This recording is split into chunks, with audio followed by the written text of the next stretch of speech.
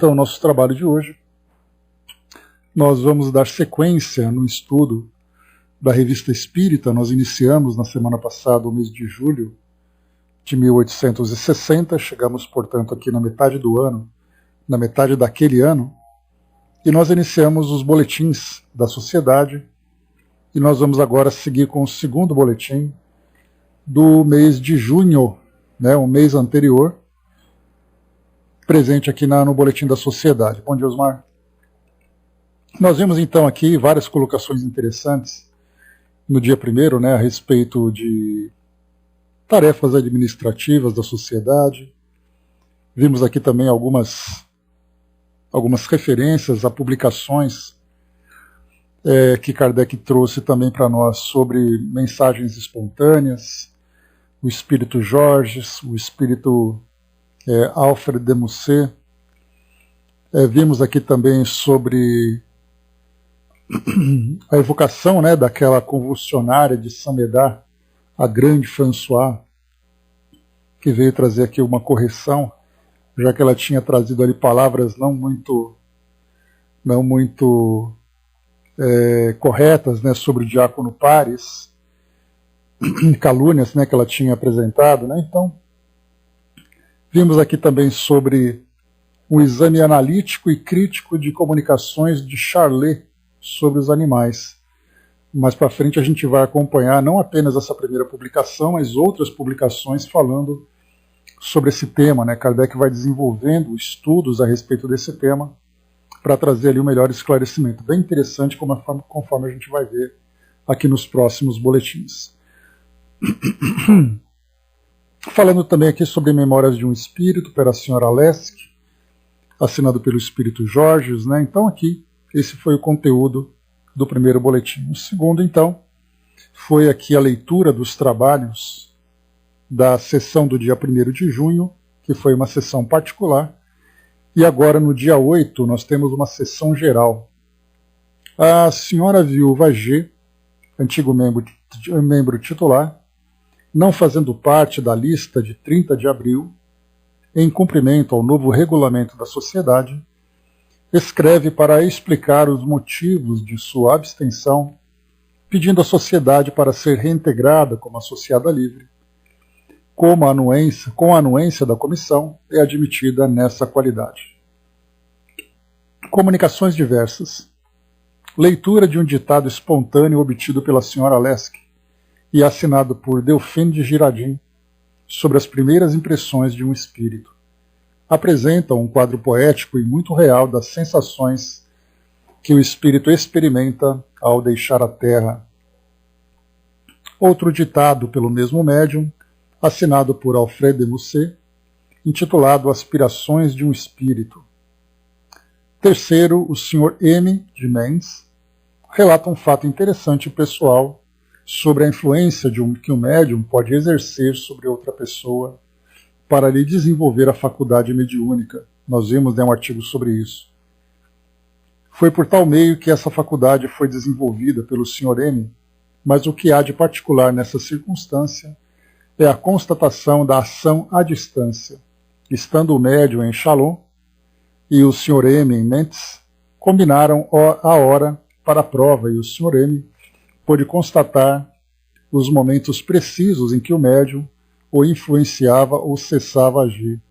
Ainda mais descreveu as impressões morais, que o médium sentia, impressões que não podia suspeitar, e, por outro lado, o médium escreveu as mesmas palavras traçadas pelo Sr. M. Deu-se ainda com o mesmo médium um fato muito curioso, de escrita direta e espontânea, isto é, sem provocação e sem nenhuma intenção de sua parte, porque em tal absolutamente não pensava. Várias palavras que não podiam ter outra origem, quando se conhecem as circunstâncias, foram inopinadamente achadas escritas, com manifesta intenção e apropriadas à situação. Tendo tentado provocar nova manifestação semelhante, o médium nada conseguiu. Estudos aqui para nós, perguntas dirigidas a São Luís, perguntas diversas dirigidas a São Luís. Primeiro, sobre o estado dos espíritos. Segundo, sobre o que se deve entender por esfera ou planeta das flores, de que falam alguns espíritos. Terceiro, sobre as faculdades intelectuais latentes. E quarto, sobre os sinais de reconhecimento para constatar a identidade dos espíritos. Lembrando que esse tema Kardec aborda com mais profundidade lá no livro dos médiuns, né? Sobre como tratar a identidade dos espíritos. Segundo a evocação de Antony P., desaparecido há alguns anos, sem deixar indícios sobre o seu paradeiro. Reconhecida como inexata uma primeira evocação, ele explica o motivo e dá novos detalhes sobre sua pessoa. A experiência mostrará se são mais verídicos que os primeiros. Terceiro, evocação do astrólogo Vogt, de Munique, que se suicidou em 4 de maio de 1860. Pouco desprendido, seu espírito ainda se acha sob o império das ideias que o tinham preocupado durante a vida. Então aqui, né, pelo fato do espírito ainda estar muito ligado à sua vida terrena, no mundo espiritual ele continua ainda sob a influência dessas ideias. E a gente vai lembrar que é o que eu sempre comento com vocês, né, que no caso do suicídio, a preocupação que se tem é que os espíritos fiquem no plano espiritual sofrendo os efeitos do ato do suicídio, né, os efeitos fluídicos, os efeitos psíquicos, as repercussões que o corpo físico lesado provoca sobre o espírito. Mas algo que a gente sempre destaca é que o espírito, estando no mundo espiritual, ele continua ainda sofrendo as mesmas angústias que o levaram ao suicídio. Então, se o espírito se sente deprimido e por isso vai ao suicídio, no plano espiritual a depressão continua. Se por acaso ele passa por um desgosto qualquer, no mundo espiritual esse desgosto permanece e acaba se potencializando por causa dessas repercussões, né? Então aqui Kardec coloca que ele estava pouco desprendido e as suas dificuldades giravam em torno dessas ideias, né? Braz colocou em Laboratório do Mundo Invisível, Kardec questionou até a origem da tinta na escrita indireta, né? Da escrita direta, né, Braz? Então foi ali a tinta, teve aquela parte do veneno também, que Kardec pergunta se seria possível os espíritos manipulando os fluidos criar um veneno, né, para influenciar, e aí a resposta é que sim, é possível, mas isso não é permitido. Quarto, 2 ditados espontâneos são obtidos simultaneamente. O primeiro pelo Sr. Didier Filho, sobre a fatalidade, assinado por Lamennais, e o segundo pela Sra. Lesque, assinado por Delphine de Gerardin, sobre as mascaradas humanas. A gente vai ler sobre isso mais para frente. Próximo boletim, sexta-feira, 15 de junho de 1860, sessão particular. Leitura da ata e dos trabalhos da sessão de 8 de maio. Aqui 8 de junho, eu acredito, né? Porque a data está errada. Por proposta da comissão, a sociedade admite como sócios livres o Sr. Conde de N, de Moscou, e o Sr. P, proprietário em Paris. Então, nas sessões particulares, vem ali as providências administrativas, né? Comunicações diversas. Leitura de uma carta informando que, em certas localidades, o clero se ocupa seriamente com o estudo do espiritismo e que membros bem esclarecidos desse corpo falam dele como de uma coisa chamada a exercer grande influência nas relações sociais. Então é interessante, né, falar aqui sobre membros da igreja que se preocupam com o estudo sobre a mediunidade. Então não vendo ali a mediunidade, né, os efeitos mediúnicos, como algo miraculoso, algo sobrenatural, mas estudando sobre o mecanismo da mediunidade e reconhecendo de fato a sua realidade. E também ali conhecendo as possibilidades, né? Então, inclusive, a gente viu naquele livro, A Mediunidade dos Santos, de Clóvis Tavares, né, que ele mostra sobre a canonização de muitos membros da igreja santos e santas que se tornaram exatamente, né, conhecidos pela faculdade mediúnica. E ele, inclusive, faz ali um estudo sobre, trazendo um paralelo entre o livro dos médiuns e aquilo que foi relatado na própria biografia desses santos, né? Então é bem interessante a gente ver esse grupo se ocupando, né? Não sabemos se hoje, né, há algum grupo ou membros da igreja que fazem estudos, né, mas isso acaba sendo ocultado, né, porque poderia gerar um constrangimento dentro daquele meio. Inclusive nós temos médiums dentro da igreja, eu não me recordo exatamente o nome do rapaz, mas ele era médium, e ele então psicografava, trazia psicofonias também, né, como membro da igreja, e ele era aceito por algumas paróquias e rejeitado por outras. Mas ele fazia peregrinações, levando ali, né, fazendo demonstrações sobre a mediunidade. Inclusive ele foi para a televisão, apareceu em alguns programas importantes, né, falando sobre a faculdade que ele possuía, né? Então, vemos ali que quando você observa a presença da mediunidade como algo natural, então é natural também que seja estudado sem preconceitos, né? Dom Bosco e vários outros, né? Dom Bosco ele teve uma relação muito próxima com São Domingos Sávio, Angelina. Me recordo que na escola, quando eu estudava, nós falávamos bastante sobre os dois, né? Que eles eram muito amigos, e aí combinaram, né, de um trazer ali, quando desencarnasse, quando você morrer, você vem me avisar, e apareceu lá numa carruagem de fogo durante o sono. Então eram histórias que a gente ouvia, né, nas aulas, nas escolas, nas aulas, né, que nós tínhamos lá. Então é bem interessante. O Braz colocou, nos médiuns de efeitos físicos católicos, todos viraram santos, né?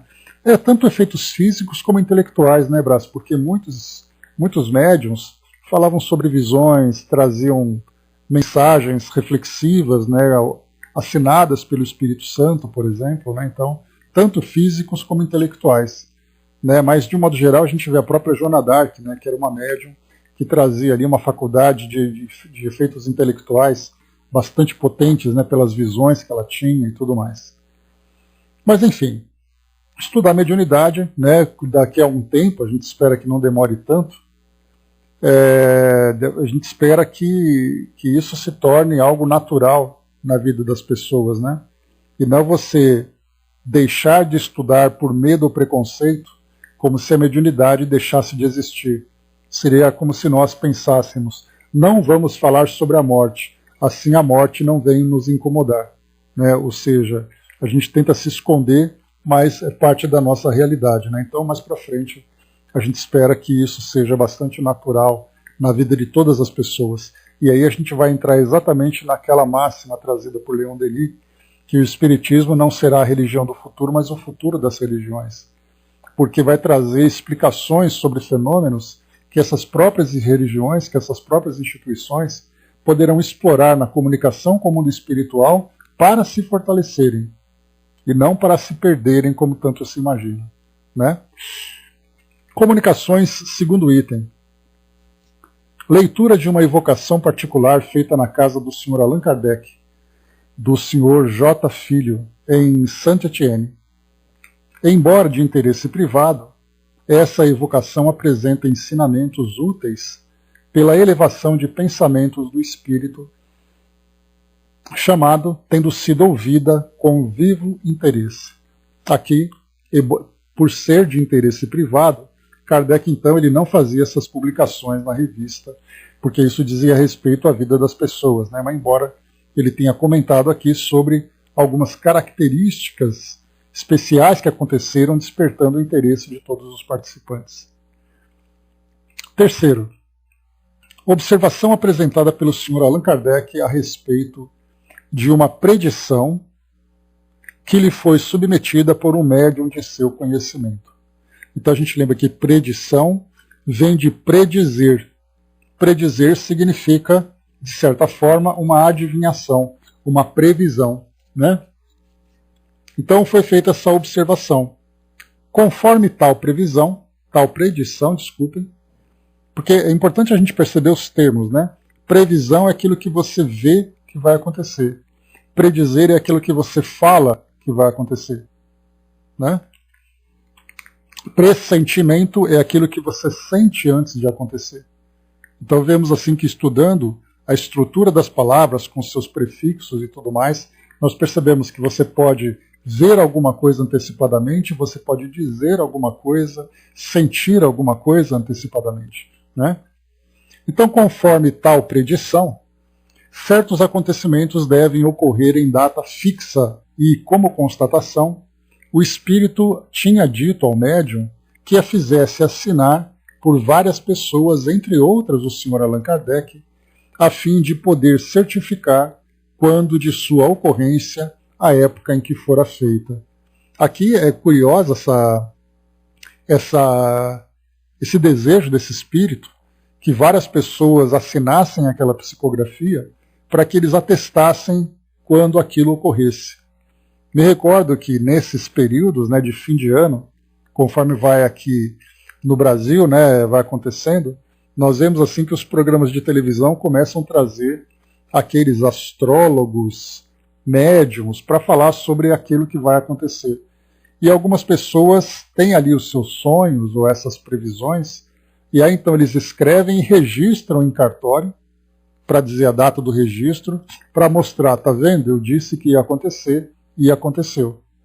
Né? Então, isso é uma prática também que acontece na atualidade. E aqui, nesse caso, no século XIX, esse espírito pediu para fazer isso, e Kardec, inclusive, foi apontado para que fosse um dos assinantes. E o artigo diz: eu me recusei, disse o Sr. Allan Kardec, pelas seguintes considerações. Muitos têm visto no espiritismo um meio de adivinhação, o que é contrário ao seu objetivo. Quando acontecimentos futuros são anunciados e se realizam, trata-se sem dúvida de um fato excepcional e curioso, mas seria perigoso considerá-lo como regra. Por isso não quis que meu nome servisse para legitimar uma crença que falsearia o espiritismo em seu princípio e em sua aplicação. Então aqui nós vemos algo que é muito interessante. Quando nós falamos em espiritismo, o nome espiritismo, a expressão doutrina espírita, mediunidade também é a mesma coisa, geralmente nós pensamos no fenômeno. Então, por exemplo, tendo o endosso de Allan Kardec, que era o representante do espiritismo, visto assim naquela sociedade da época, assim como hoje também, inclusive Kardec é mencionado como sendo o fundador do espiritismo, né? E por isso aí vem a ideia do kardecismo. Então, quando se fala sobre o espiritismo, doutrina espírita ou mediunidade, a ideia que nós temos é a capacidade de produzir fenômenos. Então, tanto assim que nos Estados Unidos é muito comum eles falarem: vamos fazer uma sessão espírita. E ali faz-se uma reunião, tem uma evocação e sabe-se lá o que vai acontecer. Desde um fenômeno físico, até uma conversa fútil, até espíritos aparecendo, filmes de terror sendo produzidos em torno dessa ideia, mas esquecendo do princípio fundamental da doutrina espírita, que é o seu aspecto científico, filosófico, mas essencialmente moral. Então, se Kardec tivesse assinado, significa que existia uma grande preocupação em legitimar um fenômeno, ou seja, o espiritismo atestando um fenômeno. E a preocupação da doutrina não é mexer com o fenômeno, mas trazer ali o seu propósito. Para que serve esse fenômeno? Então é a mesma coisa, né? Eu vou ao centro espírita porque eu quero uma orientação de um espírito para saber como os meus negócios se desenvolverão no futuro. O que vai acontecer no próximo ano. E aí então o médium famoso do centro espírita vai se reunir com aquela pessoa e faz essa previsão. Para aquela pessoa e para todas as pessoas para quem ele contar, aquele centro espírita serve apenas para fazer a previsão. Então por isso é um cuidado muito grande que se tem quando o médium representa, quando um trabalhador representa, né, o centro espírita, ou a doutrina espírita de um modo geral. É muito importante que a gente pense nisso, porque às vezes o indivíduo vai por boa vontade, mas ele acaba cometendo um equívoco. A gente vê a própria história do Chico, para quem se lembra, quando a revista O Cruzeiro, que era a revista Veja da época, né, Lá para 1930, 1940, o Chico então recebeu aqueles repórteres para poder falar sobre doutrina espírita. E ele acabou sendo ridicularizado em cadeia nacional. E aí depois ele perguntando para a Emana, mas por que você não me avisou? É para você aprender. Porque o Chico ali ingenuamente quis ali agradar aqueles repórteres, ao mesmo tempo ele se sentiu envaidecido por ser jovem, né? E aquele jovem se tornando famoso, sendo procurado, se sentiu envaidecido com aquela possibilidade e ele simplesmente se deixou levar. Tanto é assim que vocês se lembram que eu comentei com vocês que uma das fotos que foram tiradas foi do Chico sentado dentro de uma banheira, apoiando a mão, a cabeça nas mãos, naquela postura de um médium em transe mediúnico. Ou seja, qual é o objetivo daquela fotografia? Então a gente percebe que quanto mais a gente se aprofunda dentro do trabalho espírita, mais ampla deve ser a nossa compreensão do seu objetivo. E fugir, por mais tentador que seja, por maior que seja a nossa boa vontade, entrar nesse tipo de conduta para fazer com que a doutrina espírita fuja do seu objetivo principal. Porque é a mesma coisa, a gente vê muitas pessoas sofrendo e nós dizemos, olha, vá naquele centro espírita, porque ali a comunicação mediúnica, porque ali o médium vai trazer para você uma comunicação. Esse pode ser um dos objetivos de prestar esse auxílio para as pessoas, mas a doutrina espírita não é só isso. Então a gente vê aqui uma situação em que Kardec foi convidado e ele sabiamente então se esquivou e trouxe ali as suas considerações, mostrando que mesmo que aquelas previsões acontecessem, ok, aconteceram, os espíritos vieram trazer aqui informações, essas informações eram verdadeiras, mas até mesmo isso não representa o espiritismo. O fato de alguém trazer uma previsão, qualquer pessoa no mundo pode fazer previsão, como sempre aconteceu na história da humanidade. Basta a gente ver o Antigo Testamento nos seus tantos e tantos relatos. Mas o fato de você concentrar o espiritismo em torno desse fenômeno, aí você faz com que ele perca toda a sua grandeza no seu aspecto filosófico e moral. E aí aquele verso que eu sempre comento com vocês, né, de Oswaldo Montenegro, que ele diz, né, eu amava mais a rede, né, deixa eu lembrar aqui do verso, eu amava como amava o pescador, que se encanta mais com a rede que com o mar. Ou seja, o pescador naquele barco no meio do mar, e ele fica mais encantado com a sua rede do que com a grandiosidade, com a imensidão do oceano. E é o que acontece, né? Nós nos concentramos. Eu vou àquele centro espírita porque curas maravilhosas acontecem, achando que o espiritismo só serve para cura. E assim vai, a gente vai percebendo os desvios, né? Os tantos desvios que vão acontecendo pelo fato de nós não compreendermos a grandiosidade da doutrina espírita nos seus aspectos, né? Seguindo aqui para nós, estudos. Primeiro, evocação de Thilorier, físico, que morrera supondo ter encontrado o meio de substituir o vapor pelo ácido carbônico condensado, como força motriz.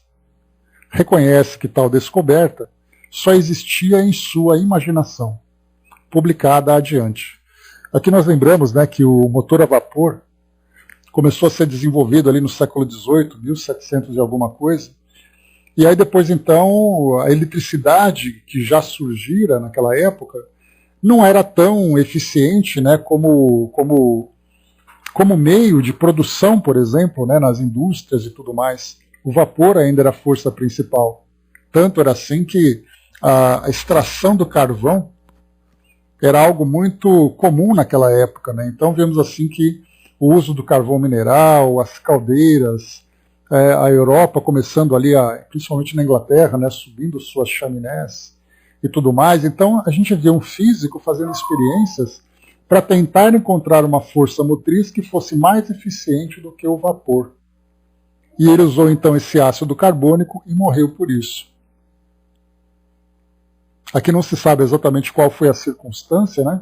Se ele morreu intoxicado de uma hora para outra, se foi uma explosão, não falou. Que é mais ou menos o que a gente vai encontrar lá no casal Courrier, em que fizeram ali experiências valiosas a respeito da radioatividade, né, e acabaram morrendo por causa disso, porque não compreendiam, achavam encantadora, né, a radioatividade, o urânio, elementos radioativos perigosíssimos que hoje nós sabemos, mas que naquela época eram brincadeiras. Achavam interessantes o brilho, como a coisa funcionava, e de repente os dois ali acabaram desencarnando por causa dos efeitos da radiação. Né? Então, natural a gente ver aqui os vários experimentos que foram feitos na época para tentar descobrir ali uma melhor forma de produção, né, de energia que poderia ser obtida na nossa sociedade terrena. Segundo estudo, continuação do exame crítico das comunicações de Chalais sobre os animais. Será publicado. Então veremos mais adiante mais informações sobre os animais, né, na visão espiritual. O Brás colocou, né, Fulton encarou a tampa da panela pulando, né, mão não de outra. Não entendi, Brás. A tampa da panela pulando, não de outra. Explica melhor essa colocação aí, mas é mais ou menos também das experiências que faziam naquela época, né? Ah, não deu outra, né? Sim, pois é. Foi querer ali brincar, né? E acabou explodindo junto com a panela. Terceiro. Olha só que interessante, esse terceiro item, ele traz para nós uma ilustração sobre aquilo que nós estudamos no livro Mecanismos da Mediunidade com André Luiz, falando sobre efeitos físicos. Então ele diz assim: evocação de um espírito batedor que se manifesta ao filho do Sr. N, membro da sociedade, por efeitos físicos de certa originalidade. Disse ter sido tambor-mestre da banda de música militar do Papa e chamar-se Eugênio. Sua linguagem não desmente a qualidade que se atribui. Então veremos aqui esse fenômeno mais para frente também. Kardec vai conversar com São Luís sobre isso, né? Então a gente deixa para comentar daqui a pouco. Quarto, ditado espontâneo obtido pela senhora Lesk sobre o desenvolvimento das faculdades intelectuais a propósito da evocação de Tillorier, assinada por Georges, espírito familiar. Lembrando que Georges, nós já vimos várias publicações dele, então o espírito familiar da senhora Lesk. E por isso, então, várias comunicações na sociedade. É de notar que esse espírito muitas vezes adapta suas comunicações às circunstâncias presentes, o que prova que assiste às conversas mesmo sem ser chamado. Igualmente em várias outras ocasiões da parte de outros espíritos. Então, o que Kardec coloca é que veio esse ditado espontâneo sobre o desenvolvimento das faculdades intelectuais por causa de Tillorier, daquele que desencarnou, e aí então o Georges ele vai então falando sobre questões que foram abordadas na sociedade adaptando a sua linguagem. E aí mostra então aqui esse detalhe interessante, é que ele estava presente lá na sociedade ouvindo o desenvolvimento. Ele tratava de temas relativos àquele meio. Não eram palavras, textos muitas vezes específicos sobre um tema qualquer. Muitas vezes ele envolvia o trabalho da sociedade, né? Então é bem interessante ver isso. Outro pelo senhor Didier Filho, assinado por Valvenargas, e contendo alguns pensamentos avulsos. Então até aí, comunicações aqui rotineiras lá da sociedade. Sexta-feira, 22 de junho de 1860, sessão geral. Leitura da ata e dos trabalhos da sessão de 15 de junho. Comunicações diversas. Leitura de um ditado espontâneo obtido pela senhora Lesk sobre o devaneio, assinado por Alfred de Musset. Relato de um fato de mediunidade natural espontânea como médium escrevente, apresentado pela senhora Lubbe, membro da sociedade. A pessoa é uma camponesa de 15 anos que, sem possuir nenhum conhecimento do espiritismo, escreve quase diariamente, por vezes páginas inteiras, de modo inteiramente mecânico. Uma intuição lhe diz que deve ser um espírito que lhe fala, porque, quando se sente levada a escrever, toma o lápis dizendo: vejamos o que ele vai dizer hoje. Suas comunicações muitas vezes se referem a episódios da vida privada, seja para ela, seja para pessoas do seu conhecimento. Quase sempre são de extrema justeza, mesmo para as coisas que ela ignora completamente. É provável que essa faculdade, se fosse cultivada e bem dirigida, desenvolver-se-ia de modo notável e útil. Então mostra aqui uma médium escrevente, uma médium psicógrafo, de grande potência, né? Só que, pelo fato de não ser direcionada para esse desenvolvimento, acaba psicografando um conteúdo sem grande produção. Porque aqui, como nós vimos, era um fato que foi relatado pela senhora Lube.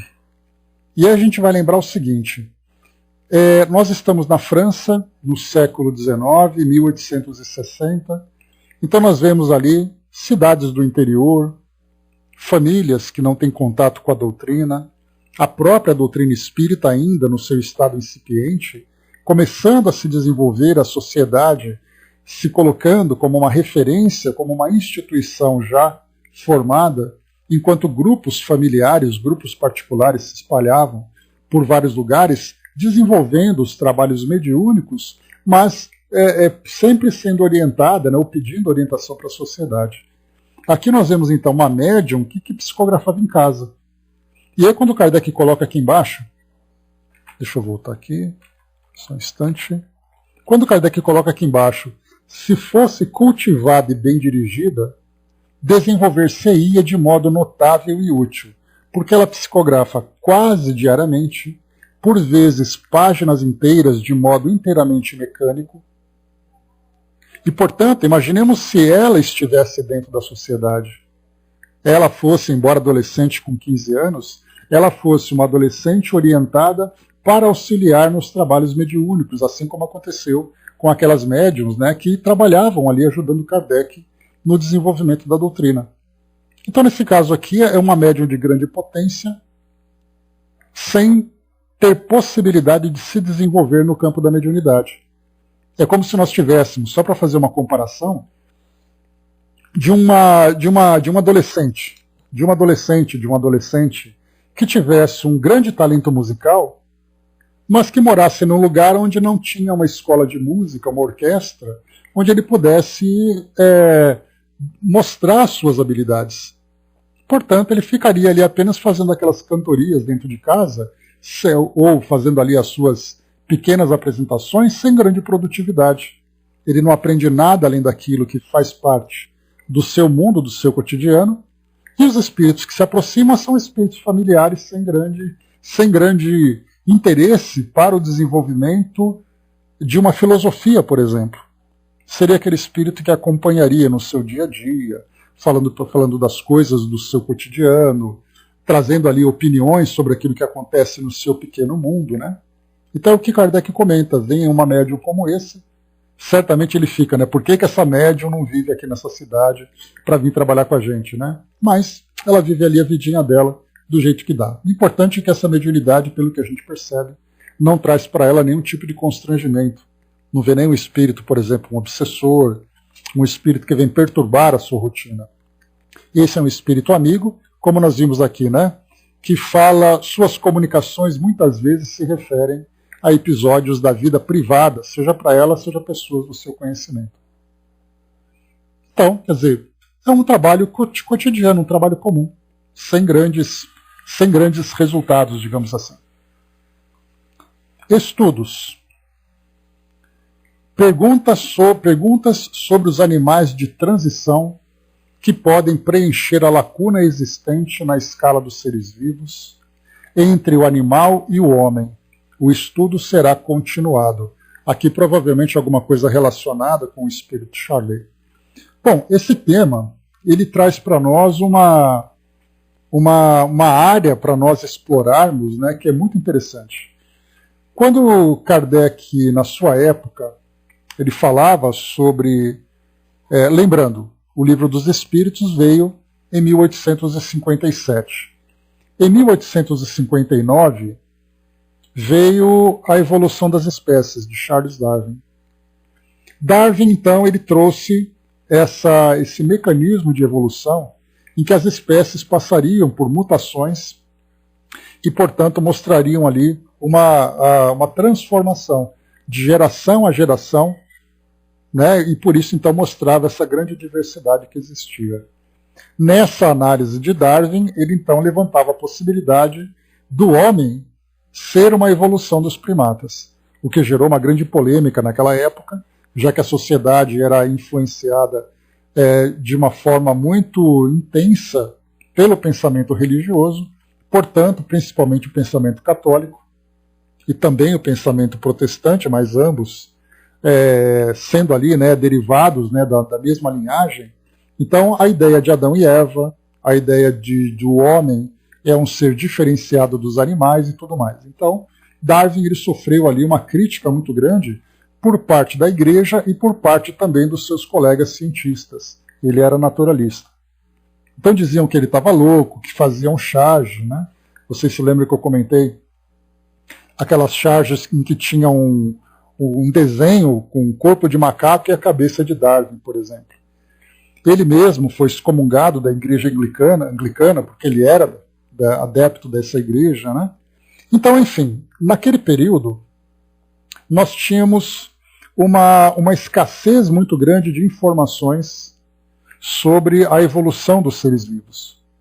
Era o primeiro livro lançado, nós tínhamos também ali outros cientistas, Alfred Wallace, por exemplo, que era um grande estudioso do espiritismo, fez um trabalho conjunto com Darwin a respeito da evolução das espécies. Então, foi mais ou menos a partir do final do século XIX onde os fósseis começaram a ser encontrados. Os fósseis de hominídeos, que mostrava ali uma espécie intermediária entre os primatas e também entre o homem. Então havia uma lacuna muito grande. Kardec, inclusive, no livro dos Médiuns, no livro A Gênese, publicado em 1868, ele falava sobre a evolução dos espíritos e ele trazia uma teoria, que ele colocava isso a título de hipótese, que o espírito humano poderia reencarnar no corpo de um primata para estimular a sua evolução. Porque simplesmente não se conhecia as espécies, né, intermediárias entre os primatas e os homens. Final do século XIX e começo do século XX começaram a ser encontrados, né, e várias expedições foram feitas principalmente na África, encontrando aqueles fósseis de esqueletos, crânios, e começaram a fazer uma composição sobre essa linha do tempo entre os primatas e os homens, datadas ali no intervalo de aproximadamente 4 milhões de anos. E hoje, se nós fizermos pesquisas a respeito, né, da evolução dessas espécies, nós veremos ali diversas espécies com características muito interessantes, desde aqueles primeiros primatas que começaram a caminhar, por exemplo, né, a ter uma vida bípede, até começarem a ajustar o corpo, se aproximando daquilo que nós somos como seres humanos, o Homo sapiens sapiens. Então, aqui nessa pergunta que Kardec coloca, vejamos de novo, perguntas sobre os animais de transição, que podem preencher a lacuna existente na escala dos seres vivos, entre o animal e o homem. Então Kardec procurava animais de transição. E é muito interessante que até mesmo, né, a gente ouvia muito isso na década de 1980, 1970, falando sobre a grande busca sobre o elo perdido. Esse elo perdido era aquela espécie que conectaria os primatas para o homem.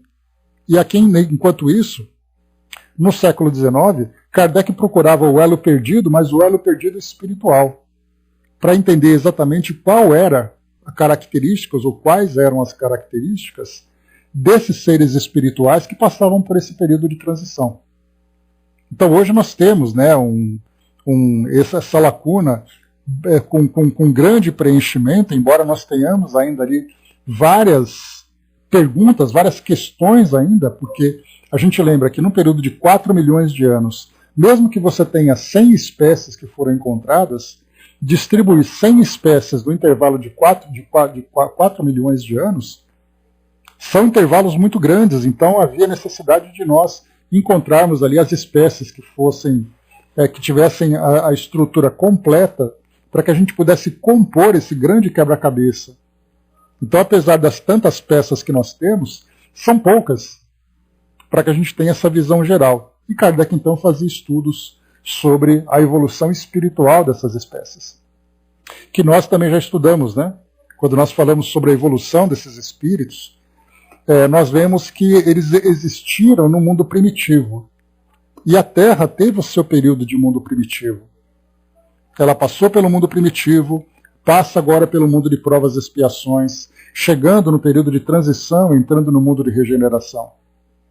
E no Livro dos Espíritos há hoje explicações dizendo que essas espécies intermediárias evoluem em um lugar fora do nosso planeta, porque nosso planeta já não comporta esse tipo de ser. Mas naquela época existia.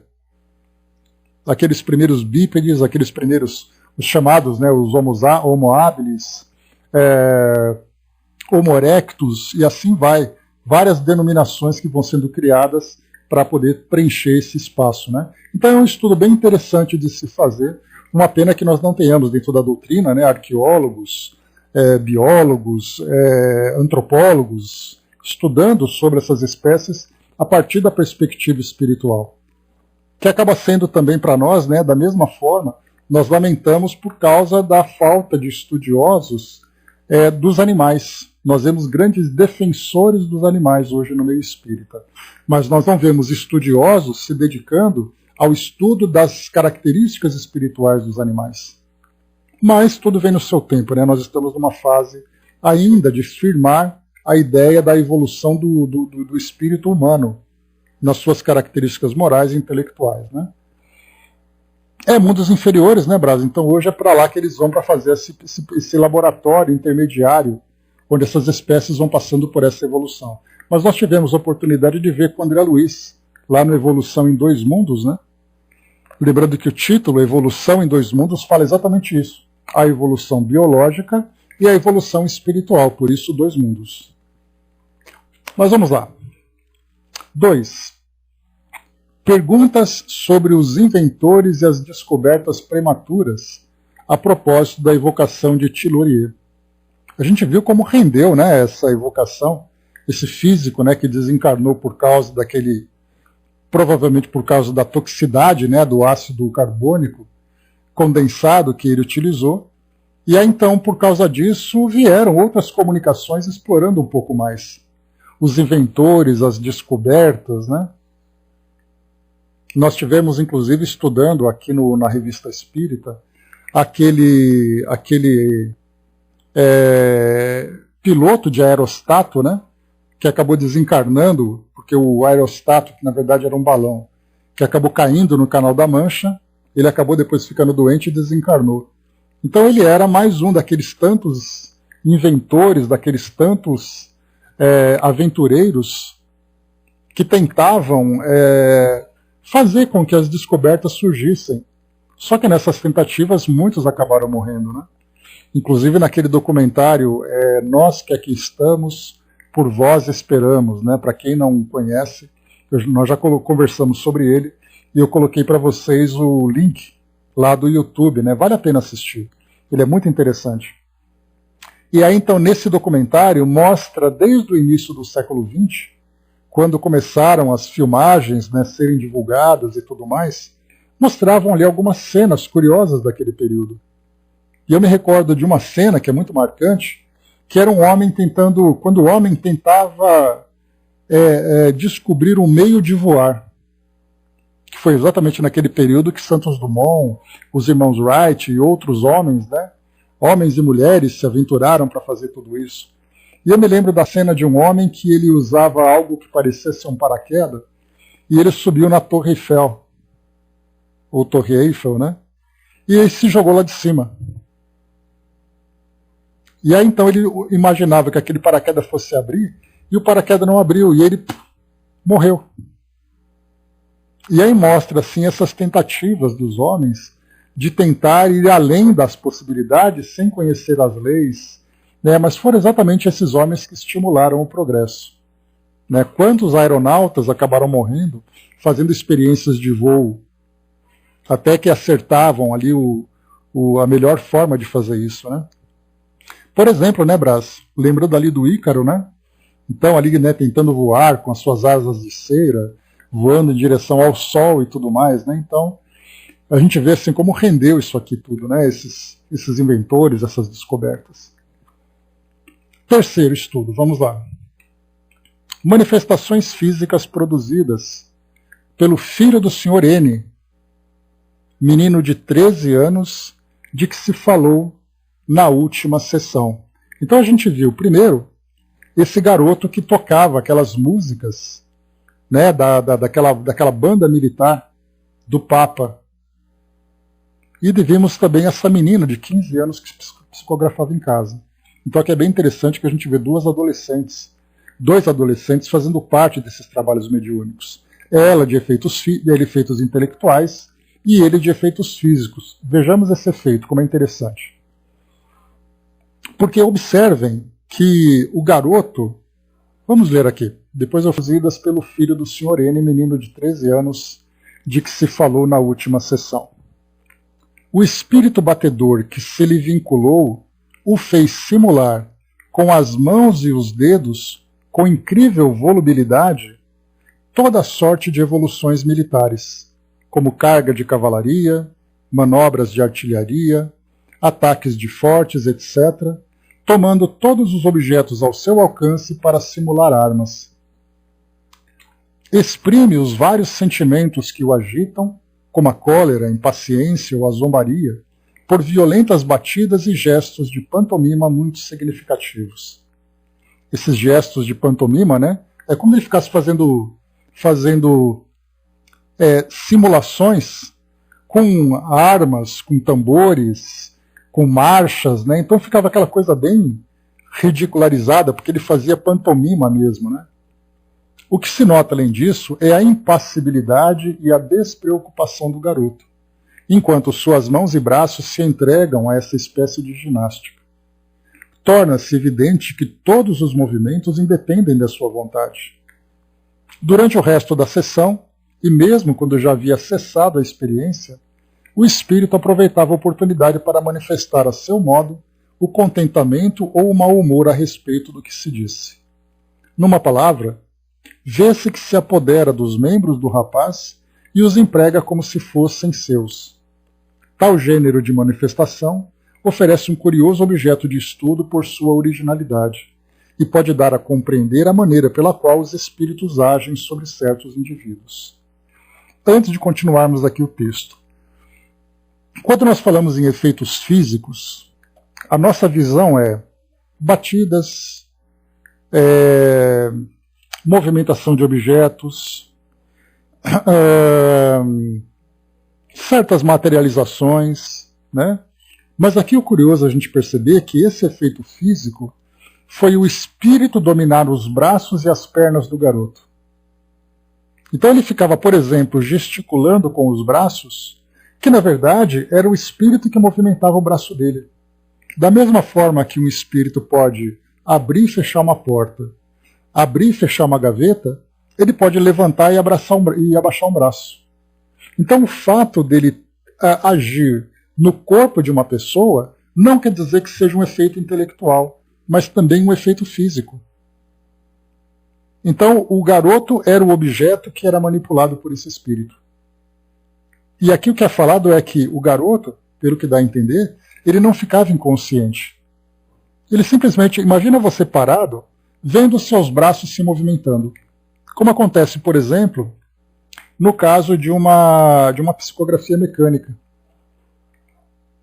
E nesse caso da psicografia mecânica, não necessariamente há o transe mediúnico por parte do médium. Kardec relata aqui na revista uma senhora, por exemplo, em que ela ficava lendo uma revista aqui do lado e a mão dela psicografando do outro. e ela não fazia ideia do que estava sendo escrito. O braço simplesmente se movia. E aí isso vai mostrar para nós que nesse fenômeno era um efeito físico e intelectual. Intelectual porque tinha um conteúdo da mensagem e físico pela forma como acontecia. Então ela estava absolutamente consciente, distraída, conversando com outras pessoas e o braço dela psicografando. Olha que situação curiosa essa. E era o que acontecia com o garoto. Só que em vez de trazer qualquer tipo de comunicação, o que acontecia na verdade era que os membros dele então eram movimentados de acordo com o interesse do espírito.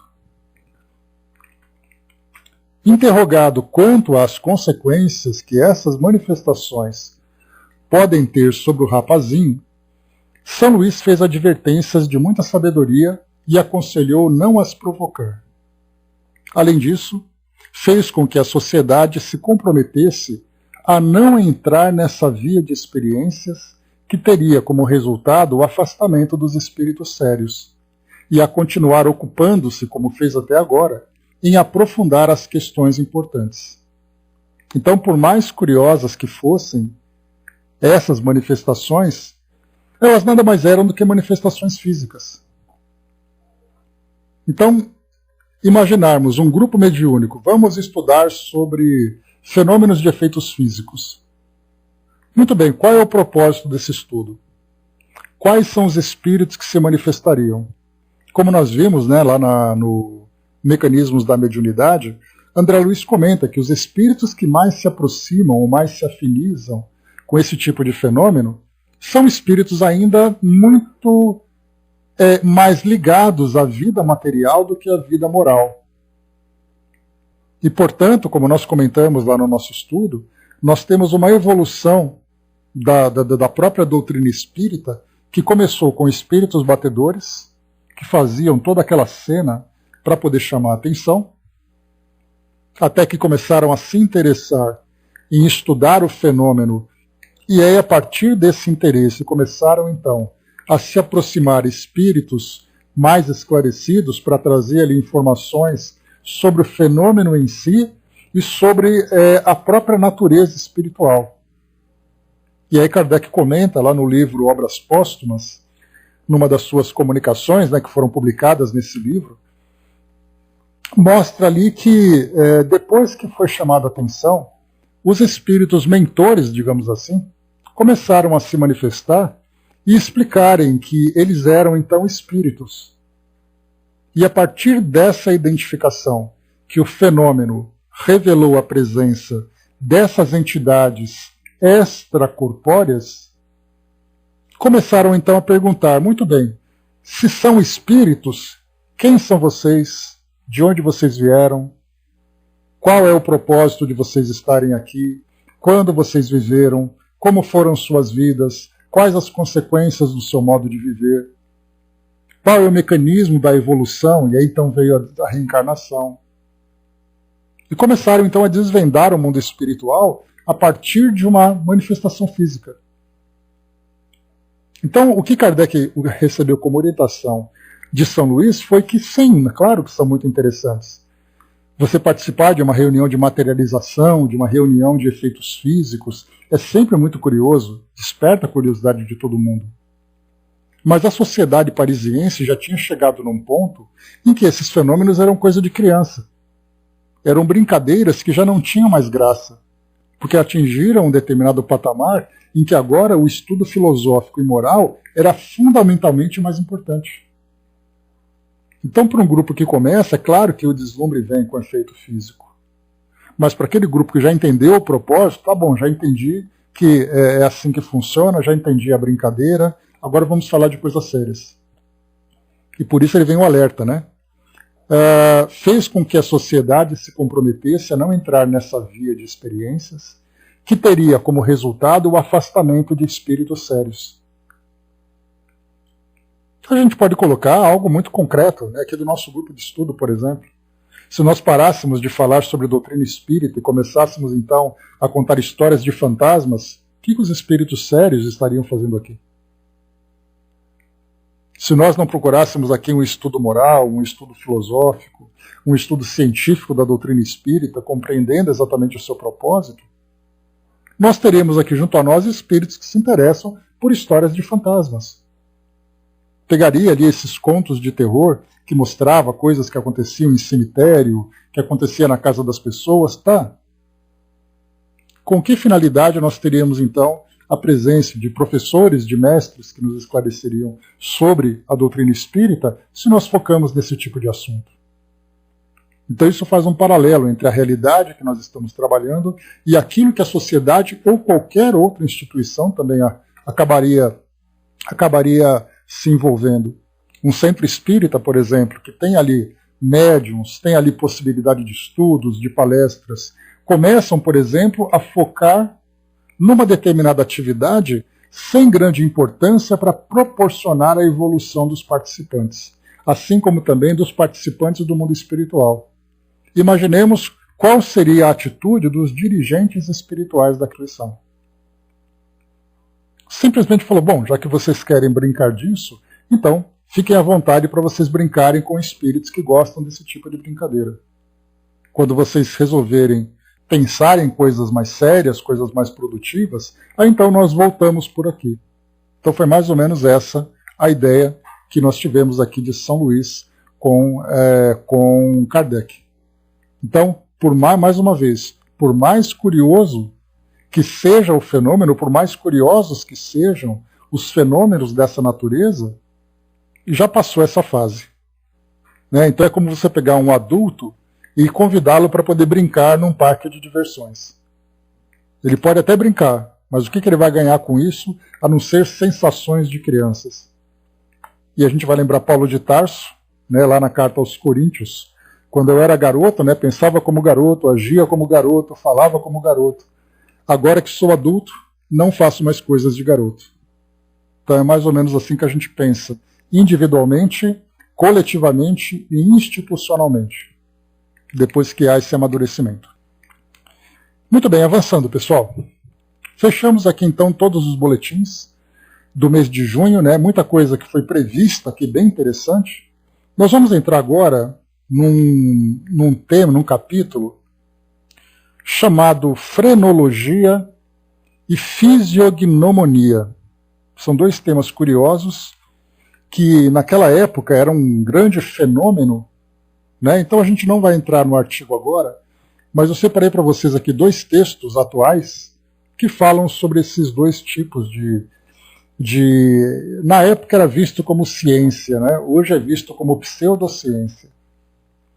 Então, antes de lermos aqui Kardec, porque ele tem aqui da página 1, 2, 3, 4, 5, 6, 7, 8, 7 páginas e meia, só falando desse tema, para vocês verem como isso era importante naquela época para eles. Então a gente vai estudar por aqui, né? Dídima colocou, né? Paulo é Paulo, né? O aplicamos em quase todas as situações da nossa vida. Dídima, quando nós estudamos lá no EAD, né? Lembrando que o Flávio e eu, nós fizemos, né, os estudos da apostila do ESD, do estudo sistematizado da doutrina espírita. Lembrando que a palavra sistematizado é seguir um sistema, é o que nós fazemos aqui.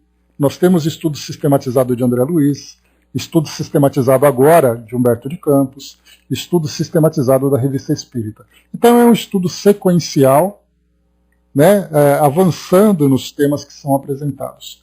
Quando nós estudamos lá no ESD, no estudo sistematizado da doutrina espírita, nós usamos aquela apostila da Federação Espírita Brasileira, que falava sobre as bases da doutrina espírita dentro de um programa, né, com uma evolução pedagógica, para que a gente fosse conhecendo todos os temas ali de uma forma gradual. Terminando o ESD, nós entramos no EAD, que é o estudo aprofundado da doutrina espírita.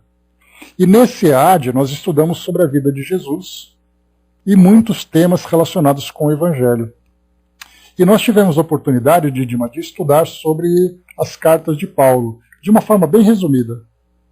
Né? Mas as cartas de Paulo, elas são muito interessantes, porque, como o próprio nome coloca, as cartas de Paulo eram cartas que ele enviava para diversas comunidades cristãs que existia nas redondezas de onde ele vivia. Então ele vivia ali onde hoje é a Síria.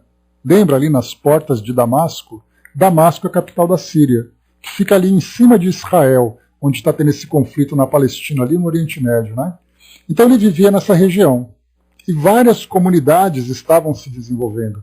Então havia ali em Corinto, por exemplo, na Grécia, em Tessalônica, em Roma, quem mais ali? Em várias outras comunidades, né? Em várias, vamos dizer assim, várias cidades, em várias regiões. E esses grupos, então, ele se comunicava com eles. E essas cartas eram orientações que ele dava.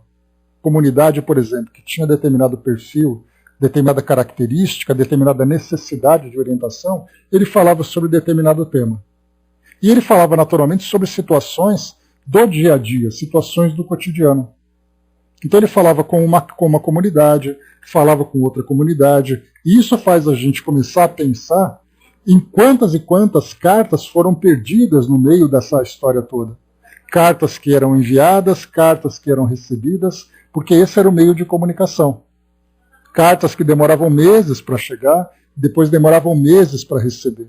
E quando a gente pega hoje todas essas cartas de Paulo lá do Novo Testamento, a gente tem algumas das cartas, mas se a gente tivesse oportunidade de ter todas essas cartas, seria assim uma riqueza enorme. Porque eram orientações muito sábias que ele apresentava, falava sobre a vida dentro da família, a vida dentro da comunidade, a conduta do indivíduo. Por isso que as cartas dele são encantadoras. Porque ele falava sobre coisas do mundo, coisas do dia a dia, para que aquela comunidade se alinhasse ao pensamento cristão na prática do dia a dia, do cotidiano. Então, assim, é algo muito interessante da gente ver. Quem sabe no futuro a gente faz um estudo sobre as cartas de Paulo, né? Quem sabe? Mas é bem interessante a gente ver, assim, para quem ele dizia e o que ele dizia para aquele grupo. Então, às vezes, o que ele falava para os romanos, que a gente vê lá na carta aos romanos, porque em Roma tinha uma comunidade. Carta aos coríntios, porque em Corinto tinha uma comunidade. Aliás, o Corinthians veio dos coríntios, tá? Para quem não sabe. Então, vai Corinthians. Então a gente tem dos coríntios, você tem dos hebreus, então eram grupos. Como se fosse assim, carta aos cariocas, cartas aos baianos, cartas aos amazonenses. Então você mandava cartas para as regiões para falar com aqueles grupos a respeito dos ensinamentos do Evangelho. Por isso que ele se tornou esse grande apóstolo falando com os gentios. Os gentios eram aqueles grupos que não eram cristãos, mas que acabaram se convertendo depois. E aí então vem a parte curiosa, dessas comunidades que recebiam as cartas de Paulo, aquela que mais se destacou foram os romanos. Tanto é assim que na sede, naquela região, em Roma, foi onde se estabeleceu a sede da Igreja Católica. Não é à toa que o Vaticano fica ali na Itália, que Roma era a capital do Império Romano, exatamente porque, sendo a capital do Império Romano e tendo uma comunidade naquela capital, essa comunidade se tornou a mais importante. Daí então se tornando a sede da Igreja Católica. Vejam como a história vai se construindo a respeito dessas ideias. Sim, Brás foi perseguido, foi morto e tudo mais, né? Se eu não me engano, Paulo inclusive foi morto lá em Roma, que ele foi crucificado de ponta cabeça, uma coisa assim. Não me recordo. A Marião colocou, tem um filme no Netflix, Paulo Apóstolo, achei bem legal, mostra os últimos dias de Paulo. Tá, então a recomendação para quem quiser conhecer um pouquinho mais. Né? Mas é bem interessante. Mas é isso então, né, pessoal? Vamos lá, só para a gente finalizar. E o bacana é que a gente tem estudiosos, né, sobre a vida de Paulo, né, pessoas que se dedicam a estudar detalhes da vida dele, né, pessoas que sabem muito. Então nós vamos falar aqui sobre a parte da frenologia. Tá aqui, ó, frenologia e fisiognomonia. Foi Pedro, né? Tá certo, Osmar. Foi Pedro, que foi o primeiro papa da igreja, né? Desculpem a minha ignorância a respeito dos textos bíblicos, né? Mas enfim, Paulo, então, ele foi essa grande personagem. Vamos lá. Eu separei aqui, então, para vocês, 2 textos sobre... Sim, Didima.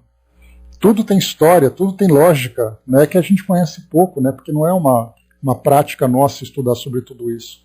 Mas estudando, a gente começa a ver como é bela a história, né, que ela vai evoluir. Tudo é uma consequência, né, tudo se dá como consequência de outros eventos. Então vamos lá, pessoal. Eu vou ler aqui 2 textos, então. Um aqui do Portal São Francisco e o outro é do site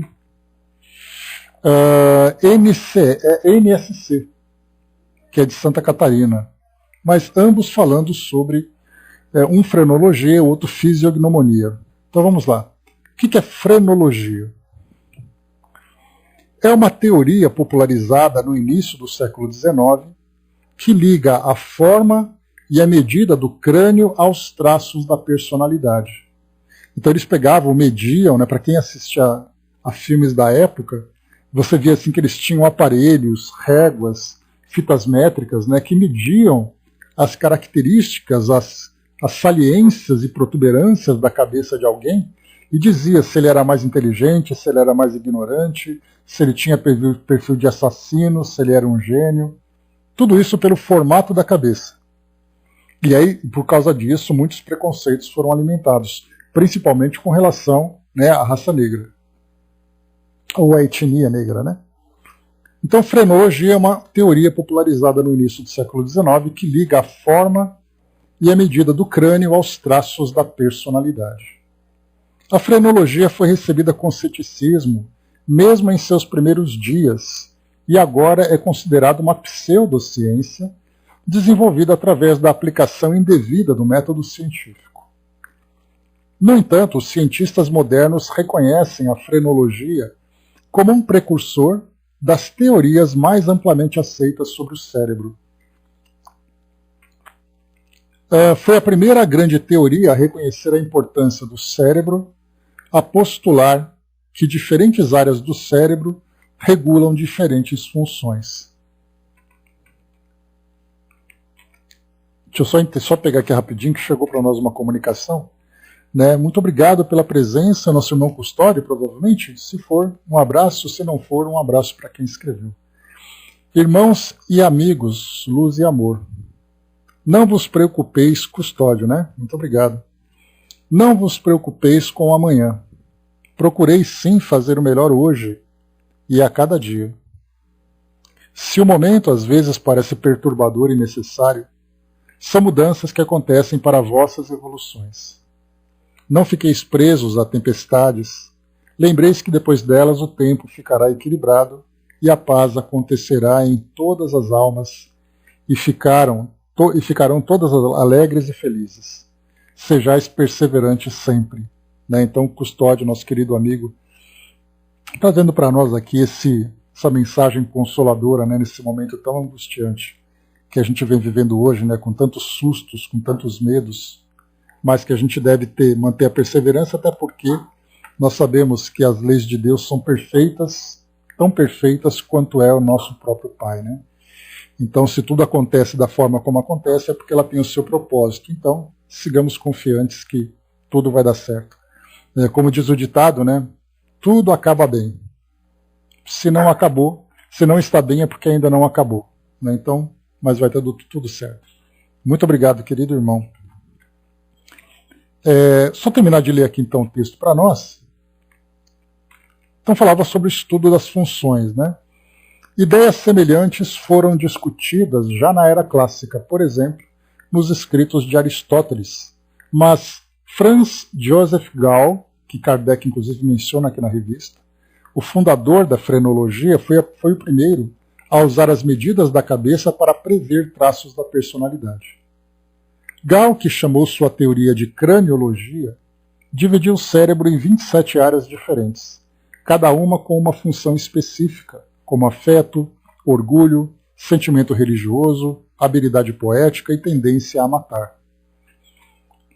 Na primeira metade do século XIX, o auge da frenologia, a teoria foi usada para prever o futuro das crianças e selecionar candidatos a empregos, da mesma forma que os testes de personalidade às vezes são usados hoje em dia. Para realizar uma análise frenológica, o cientista mediu a cabeça do paciente com um paquímetro. Depois, sentiu a superfície das áreas levantadas e deprimidas. As áreas levantadas foram pensadas para indicar que a parte do cérebro localizada abaixo desse ponto estava bem desenvolvida, enquanto as áreas deprimidas indicavam o oposto. Infelizmente, a frenologia às vezes era usada para promover o racismo, principalmente pelos nazistas.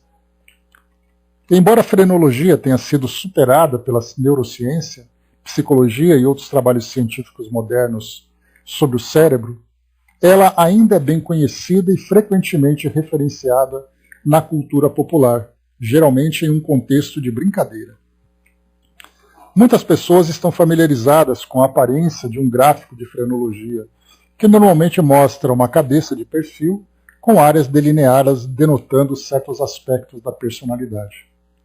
A frase comumente ouvida, "Você deveria examinar sua cabeça", é na verdade uma referência à frenologia, não à psicologia como é frequentemente assumido. O termo frenologia é derivado das palavras fren, mente, e logos, conhecimento.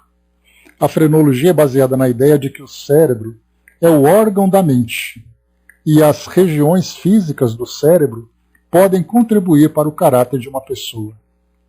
Mesmo no auge da popularidade, a frenologia era controversa e agora é considerada desacreditada pela ciência. Depois aqui embaixo tem outras, sobre as práticas e quem eram os praticantes e tudo mais, coisa que depois a gente pode rever aqui com calma, Então, só para a gente finalizar aqui,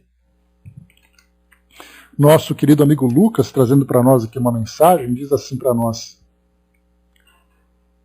"Toco minhas mãos em teu peito e seu coração abrandece.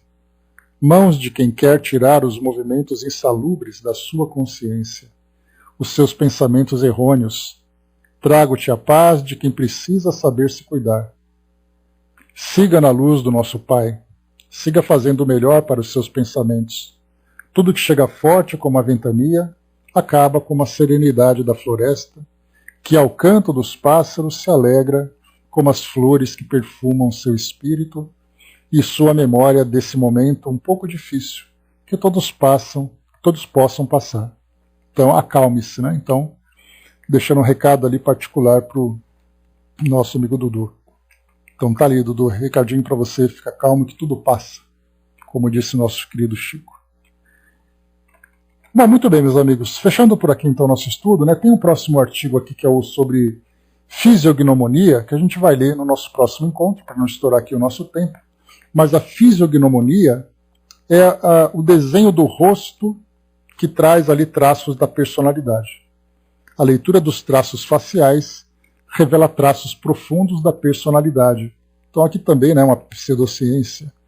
Então nós temos sites que mostram rostos de personalidade, fotografias de atores, atrizes, personalidades, e procuram traçar um perfil a partir do desenho do rosto. Então, crânio e rosto eram dois elementos bastante estudados naquela época.